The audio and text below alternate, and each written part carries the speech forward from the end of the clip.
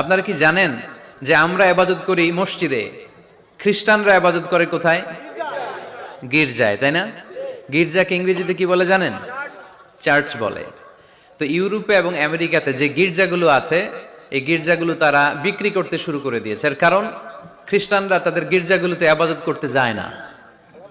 আমরা তো নামাজ 3 ওয়াক্ত পড়ি, 2 ওয়াক্ত বা 5 ওয়াক্ত, 7 দিনে তো একবার হাজিরা দিতে যাই, ঠিক কিনা? তো ওদের এমন দশা যে ওদের গির্জাগুলোতে 1 মাসও যায় না, 6 মাসও একবার যায় না। তো এই গির্জা রাইখা লাভ আছে? লাভ নাই। এই গির্জা ওরা বিক্রি করতে শুরু করেছে। আর ওখানকার মুসলিম কমিউনিটির নেতারা এই সুযোগে এই গির্জাগুলো কম দামে কিনে এটারে মসজিদ বানাইতে শুরু করছে।